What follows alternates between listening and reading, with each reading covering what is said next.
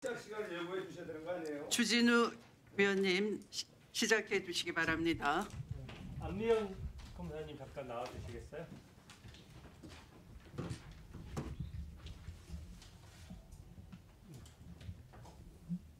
저쪽에 좀 혹시 앉아서 해도 될까요? 네, 그러시죠. 네, 저쪽에 네. 앉아서 하는 데.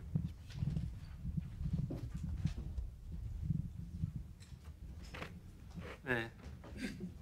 저는 검찰의 보안 수사권이 박탈되면서 중수청을 신설해서 그렇게 체계를 복잡하게 만들면은 사건 처리가 지연되면서 법률 비용이 급증할 것이라고 생각되거든요. 그 안미영 검사님은 검사 생활 몇 년 정도 하셨습니까? 2012년 2월 20일부터 현재까지 근무 중에 있습니다. 네. 보안 수사권 박탈에 대해서 혹시 그 실무를 경험했던 검사로서 좀 말씀을 해주실 수 있으세요? 네. 보안 수사 요구권으로 보안 수사 없이 실무가 진행 가능하다면 저도 뭐 이 검찰 개혁의 동기나 또는 방향에 대해서는 근본적으로 동의하기 때문에 인정할 수 있는데요. 문제는 보안 수사 요구권으로 해결되지 않는 사안들이 있습니다. 그런 경우에 대해서까지 전부 다 검찰의 보안 수사권을 박탈하면 실무에서 문제가 발생하는 경우들이 있는데 그에 대한 대안을 의원님들께서 마련하고 계신지 모르겠습니다. 네. 그 보안 수사권은 직접 검찰에서 수사 기록이 공소 제기에 약간 미흡할 때 직접 이제 조사를 하는 것이고 보안 수사 요구권은 경찰의 요구해서 다시 받는 거죠. 네. 저는 요새 경찰 수사가 과연 권력에 중립할 수 있느냐부터 여러 가지 지금 우려를 하고 있는데 최근에 보면 이재명 대선 후보의 호태 경제론을 비판하는 글을 일반 국민이 카톡 단톡방에 공유를 했는데 일반 국민 수백 명의 이거를 가지고 허위사실 유포로 경찰이 수사를 하거든요. 이런 거는 또 되게 열심히 해요. 권력에 영합하는 모습이고 반면에 민생 사건은 제대로 안 합니다. 초등학교 앞에서 아이 유괴하려고 한다는 신고가 있는데도 CCTV 확인 안 하고 돌아가서 국민의 공분을 샀고요. 캄보디아 살해 사건도 협박당할 때 이미 가족들이 신고했는데 80일간 뭐 제대로 한 게 하나도 없어요. 아무런 조치도 안 했습니다. 그 보안 수사 요구권만 요구했을 때 어떤 한계에 대해서 구체적으로 좀 한번 설명을 한번 해봐 주십시오. 일단 구속 사건의 경우에는 구속 기간에 제한이 있습니다. 경찰에서 열흘, 검찰에서도 열흘이고요. 한 차례에 한해서 열흘간 연장할 수 있습니다. 그런 경우에 이미 사건을 열흘간 수사한 경찰이 검찰로 사건을 송치하고 나면요. 그 다음부터는 검찰의 시간이 시작됩니다. 그 단계에서 검찰에 와서 진술을 해서 비로소 밝혀지는 사례들이 있습니다. 제가 한 사건 중에서도 강간 상해 사건으로 긴급 체포되어 온 구속 피의자가 있었습니다. 근데 구속 피의자가 검찰에 와서 비로소 변호인의 조력을 받으면서 새로운 주장을 했는데요.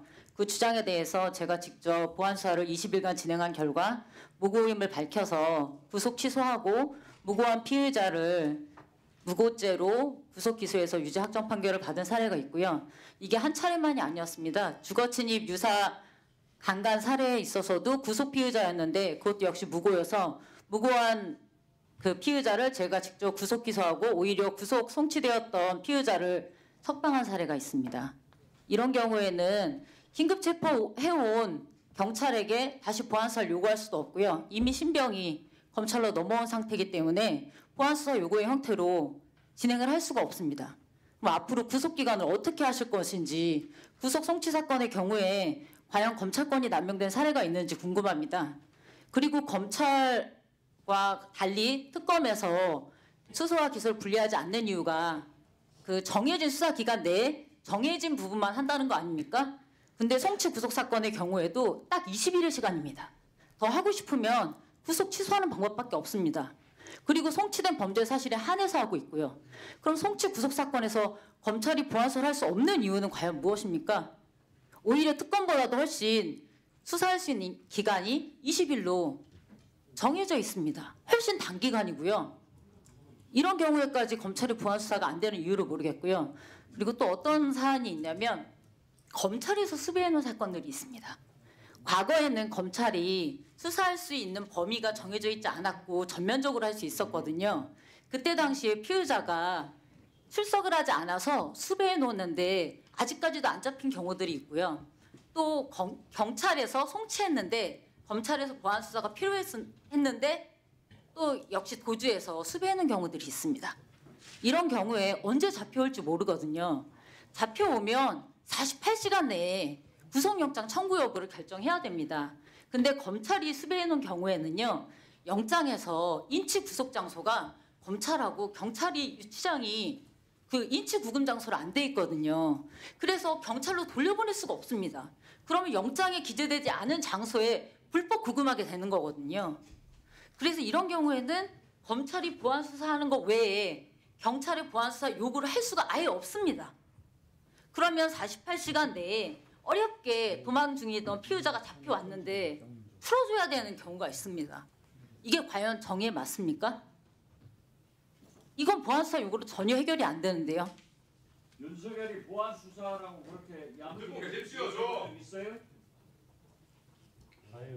존경하는 의원님, 제가 죄송한데 질문을 잘 못 들었습니다. 시간 다 끝났고요. 윤석열의 잘못된 수사에 그런 이의를 제기해 본 적 있냐고요? 저희가 12월 3일 비상계엄 있고 나서 사실 검사들이 아무 얘기 안 한 줄 아시는데 검사 게시판에 이 부분에 관해서 위헌 위법이라고 쓴 검사가 있습니다. 거기에 저도 댓글을 달았고요. 그렇게 했어요? 네, 저도 댓글 달았습니다. 그 글이 올라왔는데 보도가 되지 않아서 그렇죠. 네. 보도되지 않은 부분에 대해서 검사들이 아무 의견이 없다고 생각하시면 안 됩니다. 누가 아무 의견이 없다고 생각을 안 해요? 자, 저 안미한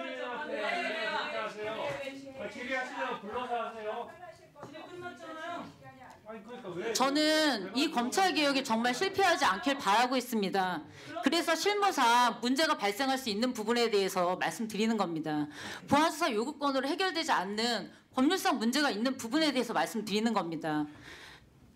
보안수사권이 전면 박탈돼가지고 부작용이 크게 일어나면 빠르게 이 부분에 대해서 책임을 지셔야 될 분들은 무리하게 입법을 하신 분들이 되거든요. 지금 형사소송법을 전제로 하니까 그런 것이고 형사소송법이랑 수사절차법 자체를 그거를 그렇게 하면 잘하고요. 검찰 수배 사건은 어떻게 하실 겁니까?